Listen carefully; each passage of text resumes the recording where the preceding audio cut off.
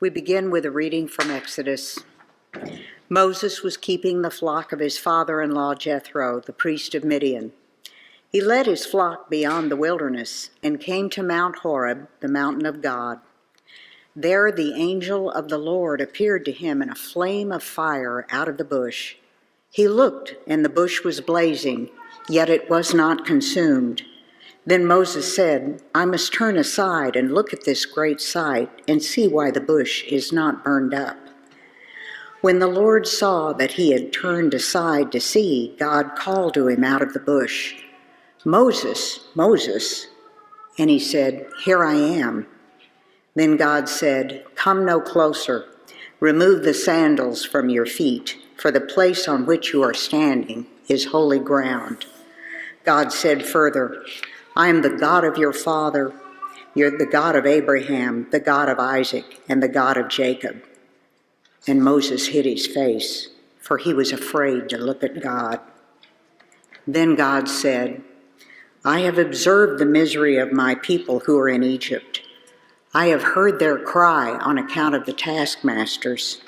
Indeed, I know their sufferings, and I have come down to deliver them from the Egyptians and to bring them up out of the land to a good and spacious land, to a land flowing with milk and honey, to the country of the Canaanites, the Hittites, the Amorites, the Perizzites, the Hivites, and the Jebusites. The cry of the Israelites has come to me. I have also seen how the Egyptians oppress them. Now go, I am sending you to the Pharaoh to bring my people, the Israelites, out of Egypt." But Moses said to God, "Who am I that I should go to Pharaoh and bring the Israelites out of Egypt?" And God said, "I will be with you, and this shall be a sign for you, that it is I who sent you. When you have brought the people out of Egypt, you shall serve God on this mountain."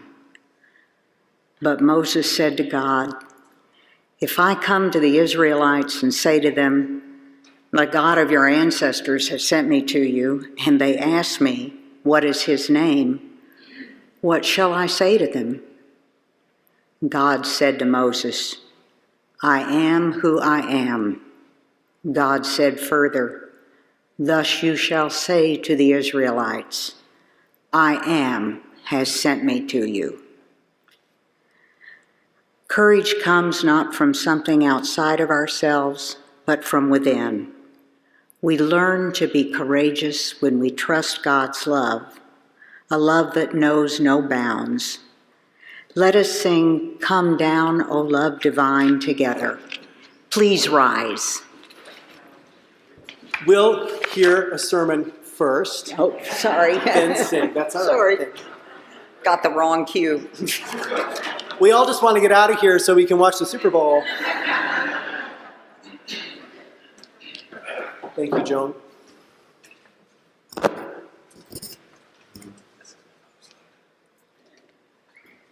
Well, in our reading this morning, we find Moses. He's just kind of going about his business.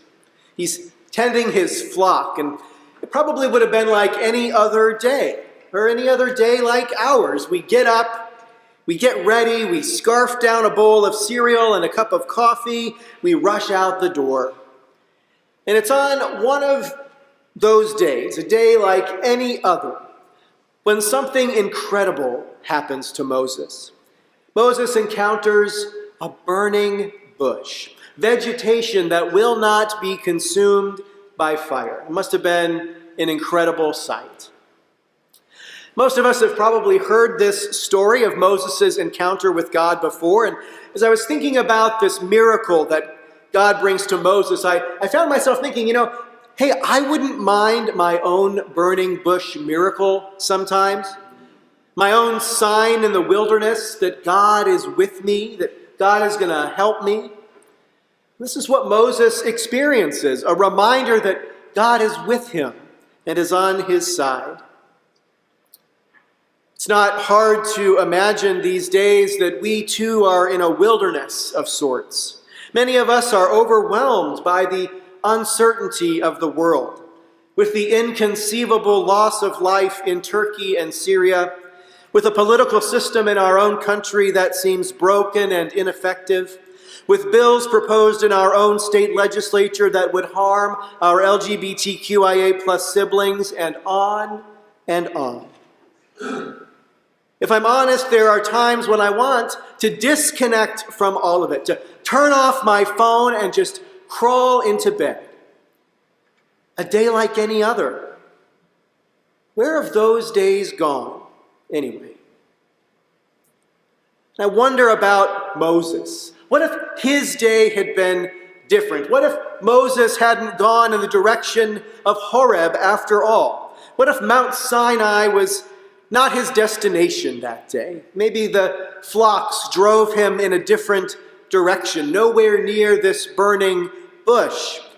Moses may never have had the opportunity to have this life-changing moment, and he may have thought, where is God in these trying times? When will God show up? I think about it like this because I have to admit that there are some moments in my life when I wonder whether I might have missed God along the way. Perhaps there are moments in your own life too where you wonder, is God really with me? Did I take a wrong direction somewhere? Maybe I made a mistake and I'm not on the right path anymore. I want to have a life where I feel God's presence, and I don't. And so maybe at times you might wonder, where is God? These days, in fact, I think we might all be asking that question. Where is God when so much human pain surrounds us? When it is difficult these days to hear any good news at all? To even know what the news really is, right? To be able to tell fact from fiction. Where is God when we have been conditioned to take sides, to live partisan, to never cross the aisle, to view our neighbors who think differently than we do as our enemies? Where is God when we are uncertain what the next day or the next month or the next year will bring? But here's Moses, right? He's just working in the fields, he's doing his thing, and God finds him right where he is. You see, Moses is right where he needs to be to experience God's presence, to know God is in his midst, to know God is with him. And it's in this wild space, this wilderness, that a light shines. Moses was wandering, right? He wasn't on any particular path going where his flocks would send him. And yet, as he was moving, as he was going about his regular day, the light shines. And it's a light that shines for us even in the moments when we feel like we are lost in the wilderness. Moments when we feel overwhelmed or uncertain or anxious or afraid. God finds a way to find us. And this is a pretty big deal because if God is with us right now in this moment, then the place where you are standing or sitting really is holy ground. Our lives are lived on holy ground. Wherever you walk, you are on holy ground. No matter where you head in life, no matter what you've done or not done, said or not said, whatever mistakes you've made, wherever you are on life's journey, no matter what you have been through the last 6 months or 6 years or 60 years, you are on holy ground. No matter the pain or the suffering, you live on holy ground. No matter the sins or the mistakes, you belong here on holy ground. I want us to take a moment right now. Just take a deep breath. Breathe deeply and know that you belong. Take a deep breath in gratitude for this moment, knowing God is right here with you. May we never forget that our feet are planted on holy ground. And as we walk, as we move along the path of our life's journey, we take God with us in the midst of these challenging times. We take God with us in our striving for justice and peace. We take God with us as we work to include others, as we live out the gospel in the way that we see Jesus living it out. After the experience of seeing the light of God's presence, Moses puts his sandals back on. And after this moment, Moses is changed.